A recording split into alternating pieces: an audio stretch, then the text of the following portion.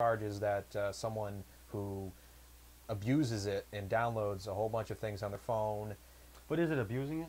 Yeah, I mean, it's unlimited. Well, you buy a $600 smartphone, yeah, so you can do the things a smartphone is capable of doing. yeah. So if they sell you an unlimited data plan, I mean, what's abuse there? I mean, you're doing everything right. Well, I mean, if they have if they don't have the all-you-can-eat plan, they're saying that Well, yeah. they're saying they're getting rid of it because of people like that, of people who have an iPhone. Yeah, and or it's a not fair BlackBerry. for the guy who doesn't use it Yeah. to pay the same price. Yeah, But I mean, it's all going to come down to what these plans look like. Are they going to be $10 for 10 gigs? yeah, Is it going to be $10 for 1 gig? yeah. Is it going to be $20 for 1 gig? I mean, And it's like what Time Warner wanted to do, and Comcast is doing right now. Comcast has, I think, 40 gigs a month as their bandwidth cap, and if you go over that, you have to pay overages, yep. and it gets very expensive. Or maybe even they shut you off. We don't have Comcast, so. But Time Warner actually wanted to go explore those options and try to put in like test areas. And those people in those test areas, they got pissed. And they complained. They said, if you're going to have this, we're going to back down. We're going to go somewhere else. You're not getting our money. Yeah. And everyone. Well, that's the whole thing that's going to happen here. I mean, Yeah. you're talking about AT&T and Verizon. Yeah. Sprint's offering an unlimited data plan for $69.99. Yep. I don't know how. I mean, how can Verizon and AT&T start metering their data plans if Sprint's going to offer a Yeah. unlimited for $69.99 Yeah. with talk and text? There's no way people would stay there. Yeah. I wouldn't. And I'd cancel Verizon in a heartbeat. Yeah, I would go to Sprint or T-Mobile. Which T-Mobile is not great. Yeah, or T-Mobile. Or T-Mobile, yeah.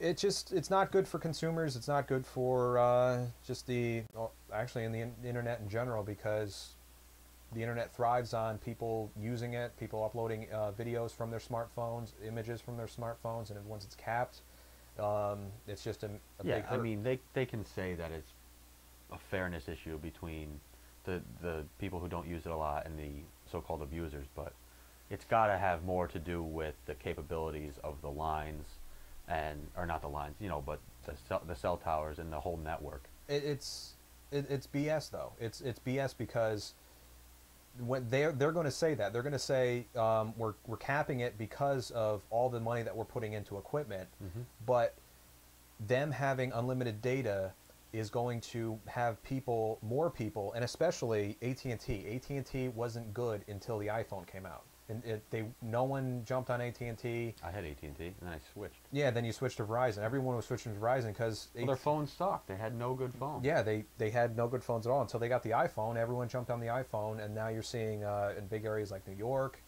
San Francisco, LA, a lot of other places. Yeah, any major city on East or West Coast. But I've heard that changed now. I've heard the AT&T has been putting in better reception. Down in New York? Down in New York. In the cities? Yeah, down in the cities. And it's actually, a recent company did a survey on connectivity with smartphones, and they said AT&T has the fastest rate now, data rate, and yeah, by a large margin. Yeah, by a large margin versus it was something Verizon like and 5 megabits to 2 megabits, or something like that. Well, 2 megabits. I think 2 megabits for AT&T, and then I think Verizon was 1.4 megabits. But we can bring up the graphic. Yeah, we can see if we can bring up a graphic,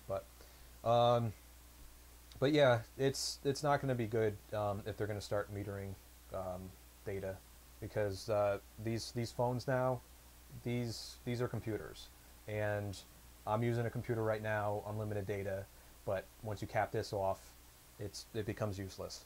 Well, plus, I mean, once the WiMAX goes into effect, I mean, if any Wi-Fi enabled smartphone is just going to be able to connect to Wi-Fi, so people just simply won't pay for. Well, actually, WiMAX is a different. I mean, Wi-Fi in here won't connect to WiMAX. It's a different type of. Okay, well, the Wi-Fi, the citywide Wi-Fi, or the centralized Wi-Fi that the never-ending hotspot, in the city. Yeah. People aren't going to pay if their city's supported and they have Wi-Fi access in the city. They're not going to pay for data on their cell phone if they can just connect to it on Wi-Fi. I wouldn't.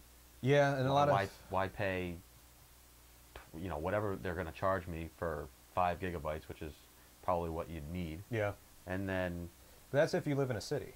Yeah, I mean, we don't live in a city, and we can't even find Wi-Fi anywhere. But how many people? I mean, I don't know the stats on this, but how many people have smartphones outside of a major city?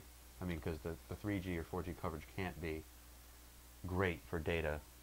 Yeah. If you're that far out. Yeah, Unless you have Verizon. Well, yeah, then you get coverage everywhere. May not be the best coverage, but you'll get. Yes, because when you live out in Montana, that's where you really need the 3G coverage. Absolutely. What are you saying? What? It sounds to me that sounds like some sort of. Well, I mean, Verizon says, "Oh yeah, we have 3." I'm not saying because. You sound like Luke Wilson. Yeah, but I'm not saying I'm not in defense with the iPhone and stuff. I'm just saying that Verizon says, "Oh, we have 3G coverage in Montana. We have it in places where no one lives and no one is going to live," and they brag about all of that.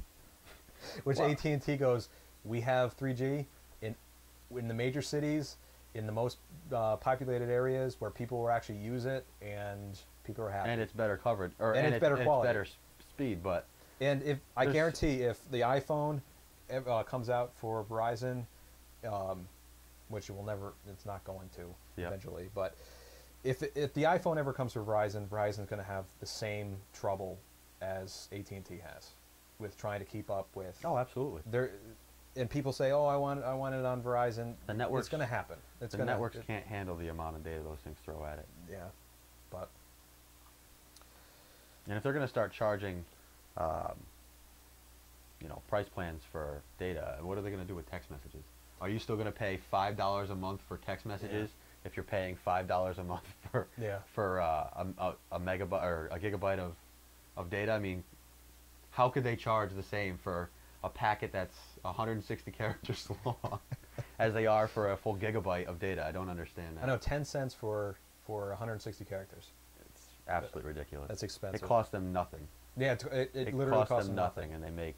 That's got to be one of the biggest. Millions and billions of dollars. Yeah, the biggest income streams they have. I mean, what? A girl texted at least 35,000 times in 1 month, and the family owed at least $5,000. $5,000. She didn't have unlimited. No, she didn't have unlimited text. Yikes.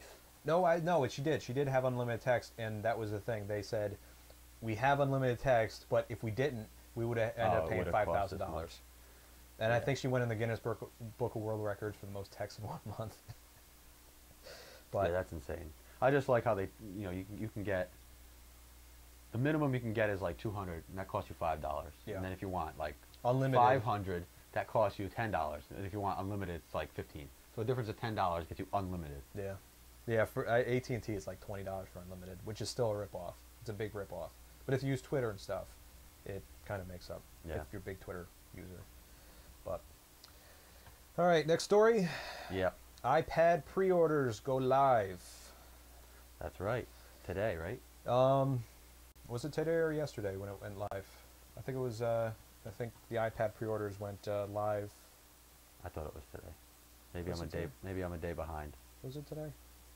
Oh, but anyways, yeah, big story, and what they sell at least. Yeah, the speculation is 50,000 over 2 hours.